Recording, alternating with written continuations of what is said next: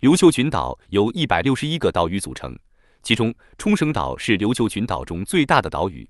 因常年气候温暖、空气清新，冲绳岛有“东方夏威夷”的称号。最早提到琉球的文献是中国的史书。公元6世纪中后期，隋炀帝命属下朱宽出访海外。朱宽航行至琉球水域，见一片珍珠般的岛屿浮在海面，于是他将此地命名为琉球。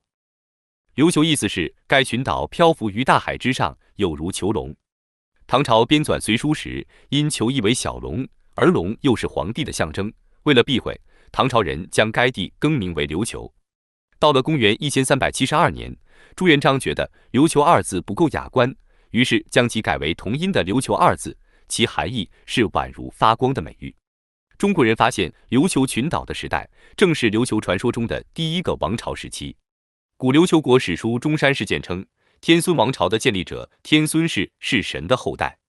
这个传说中的天孙王朝延续了25代。大约在12世纪，天孙王朝的末代君主被权臣利永鸠所杀。之后，另一大臣顺天打着为国王报仇的旗号，杀死了利永鸠，建立了顺天王朝。顺天王朝传了3代后，被天孙王朝的后裔英祖所取代。英祖王朝传到第4代玉成王时，玉成丧失了对地方的掌控能力。当时琉球国的中部依旧掌握在英祖王朝的手中，琉球的北部被帕尼之统治，被称作山北国，而南部则被承察度统治，被称作山南国。从玉成王统治时期开始，人们把英祖王朝所控制下的琉球中部称作中山国。从此，琉球进入到了三国时代，因为这3个国家的国名里都有山字，因此这一时期又被称作三山时代。玉成王去世后，其子西威即位。西威当时只有10岁，他母亲成为了实际上的君主。公元1350年，中山国发生了政变，中山国权臣察度被拥立为中山国新的国王，至此英祖王朝结束。朱元璋建立明朝后，得知消息的察度旋即派弟弟前往明朝朝贡。以中山国这类小国来说，送出的贡品一般只是当地的土特产，得到的回报则是绸缎或瓷器等较珍稀的工艺品，可谓一本万利。据《明实录》记载，在明初不到100年间，琉球遣使入明朝贡达200多次，几乎等于日本、朝鲜、爪哇、安南等国的总和。中山国在察度统治时期，凭借海外贸易，成为琉球诸国中实力最强的国家。为获得打造大型船只的技术，以避免朝贡船只受到海浪危害。1392年，中山国接受了朱元璋派遣的福建36姓。3年后，察度去世，其子武宁即位。朱棣攻陷南京2年后，便给武宁下诏，册封他为中山国国王。从此之后，琉球群岛上的历代国王都要接受中国皇帝的册封。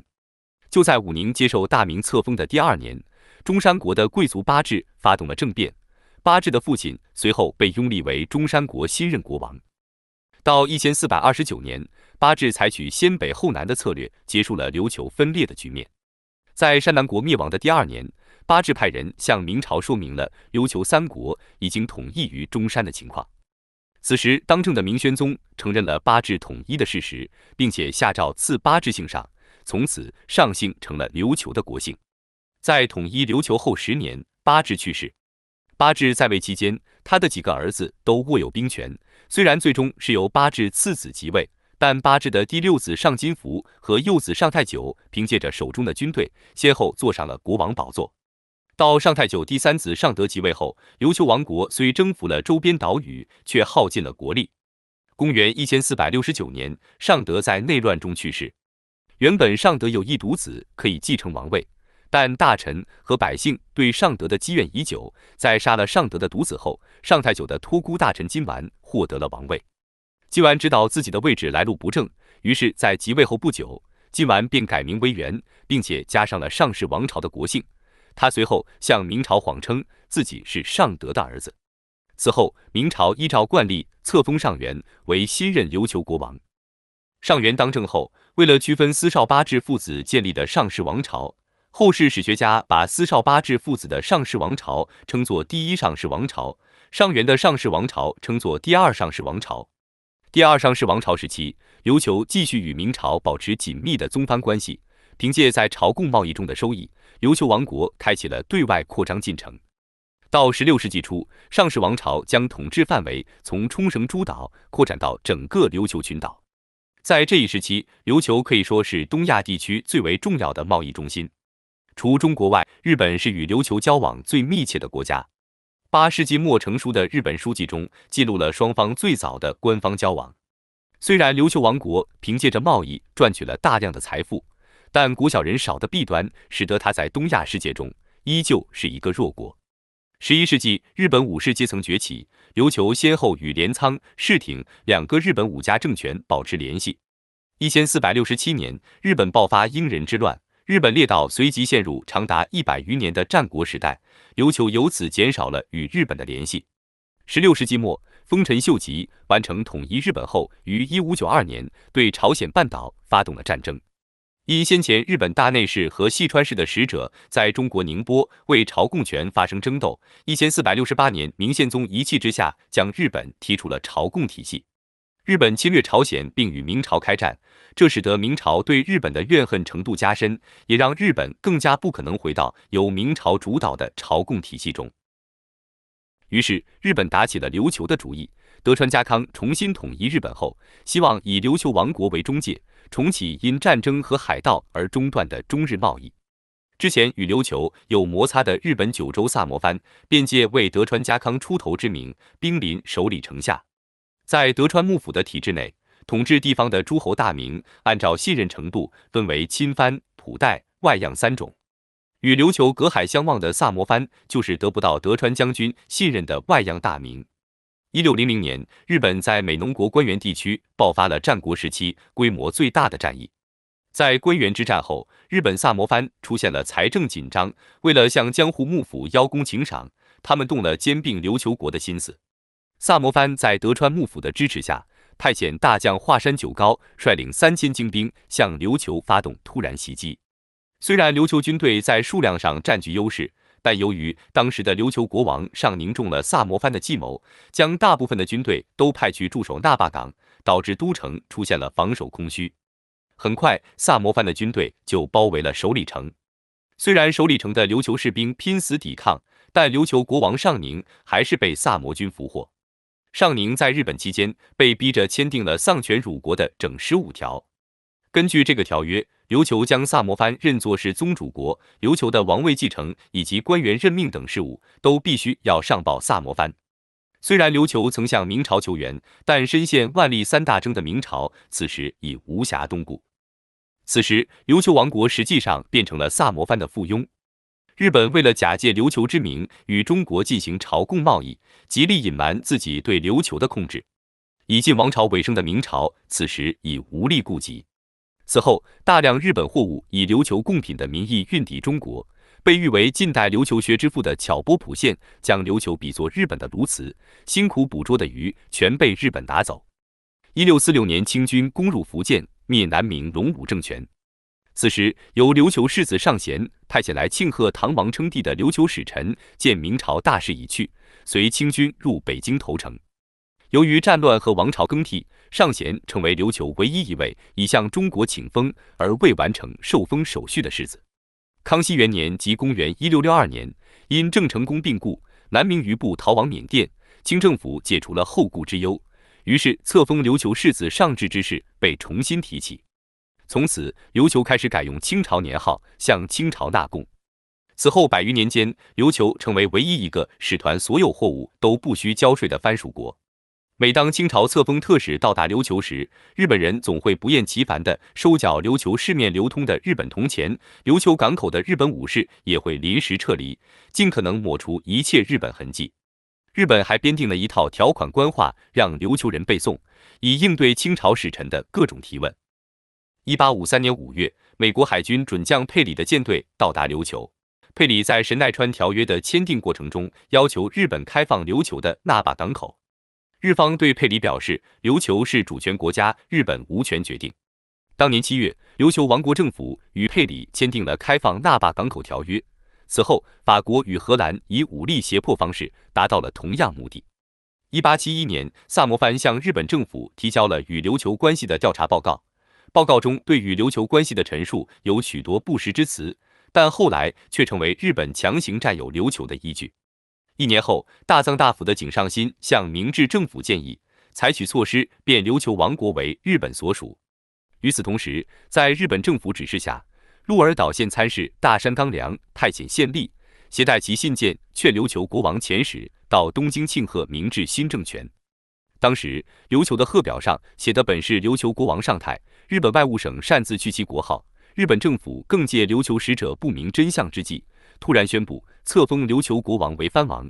1年后，日本明治天皇下诏书命琉球受内务省管辖，租税上缴大藏省，而这一切都没有获得琉球国的同意。1871年9月，66名琉球太平山岛人遇到大风，误入牡丹社原住民乡内，被原住民围杀54人，剩余12人后来被清政府护送回琉球。2年后，日本使者富岛种臣和柳原前光来到中国，两人到北京后，副使柳原光去了总理衙门，拜会名叫毛长西和董询的2个清朝官员。这2位官员跟日本使者聊到了台湾土著杀死琉球国使团人员的事情。2人在交谈中随口冒出杀人者皆属生番，系化外之民的话，说者无意，听者有心，这正为日本吞并琉球提供了借口。在英国公使威妥玛的斡旋下，清朝与日本签订了北京专条。1875年，在大久保利通指挥下，内务大臣松田道之抵达那霸，宣布今后禁止向中国朝贡。2年后，日本政府又将琉球的司法权纳入大阪高等法院管辖之下。此外，日本在琉球强制实行海外旅行券制度，凡是琉球人前往中国，必须向日本政府申请护照。琉球王国在无奈情况下，派遣琉球司法官向西方驻日本各国公使递交投诉书。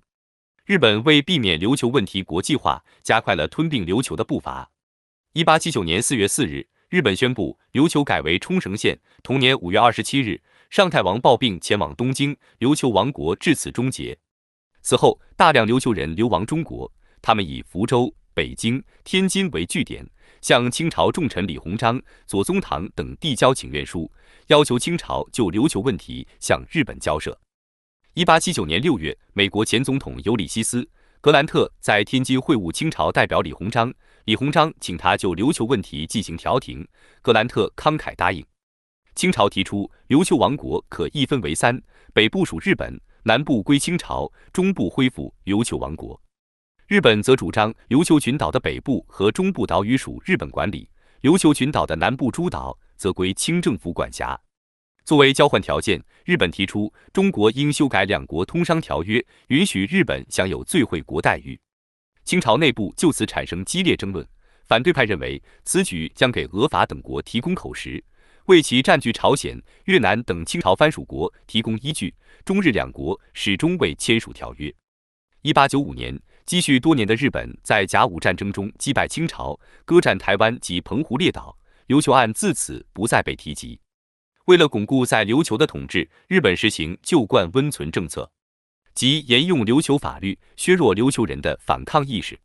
到1880年，琉球人口约28万人，识字率仅为3%。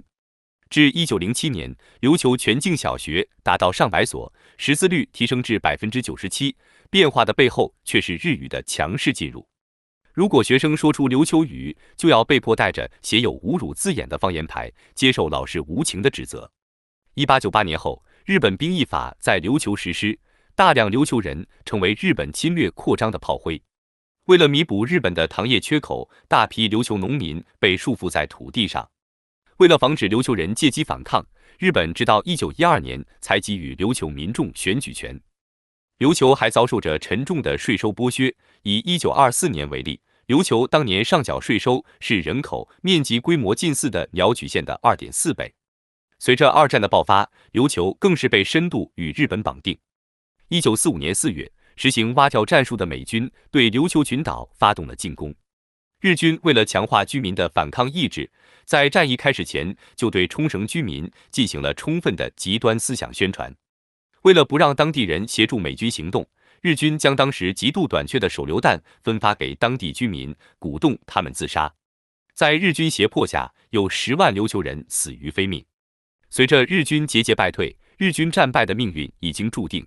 绝望的日军出现了偷窃为妇女和儿童准备的粮食的不耻行为，还出现了霸占冲绳居民藏身的山洞、杀害当地百姓的暴行。日军司令部就曾以涉嫌间谍为由，杀害了上千名冲绳百姓，原因仅仅是因为这些人只说本地方言。冲绳平和祈念资料馆的工作人员宫里满男认为，因为当时日军统治琉球不过60多年，担心民众倒戈或出卖岛上防御工事的分布情况，是大量平民被杀的主要原因。有报道称，目前依然有2200吨未爆炸的炸弹埋藏在冲绳县内。据冲绳县推算，完全清理这些遗留炸弹至少还需要80年。在战后的很长一段时期，冲绳民众的自杀做法被描述为爱国行为。到了1965年，日本本土作家大江健三郎踏上冲绳的土地，他大量阅读冲绳战史。1970年，他出版了《冲绳札记》一书。他认为，冲绳战的悲剧和冲绳人的命运是日本近代化以来皇民化教育的结果。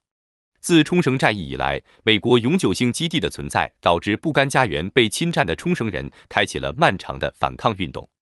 1969年11月，美国总统尼克松和日本首相佐藤荣作发表联合声明，尼克松同意于1972年将琉球群岛归还日本。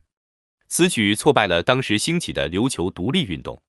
根据协议条款，美国军方仍然控制着冲绳岛约19%的土地。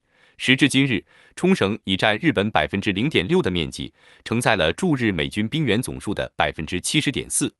虽然美军在基地和旅游景点为当地人提供了就业机会，并支付了土地租金，但美军士兵与冲绳女性之间普遍存在的私人关系，在冲绳社会仍存在争议。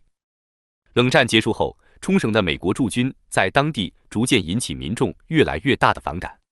1995年，3名美军陆战队员对一名12岁的冲绳少女的强奸事件点燃了民愤。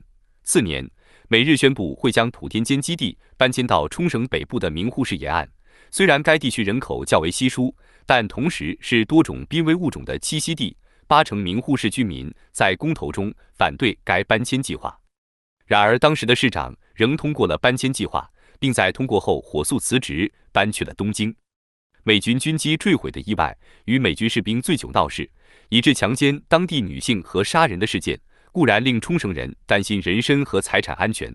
然而，这些终究只是个别事件，真正让冲绳居民无法忍受的是美军飞机日常执勤时发出的巨大噪音，这也是普天间基地不受当地人欢迎的主要原因。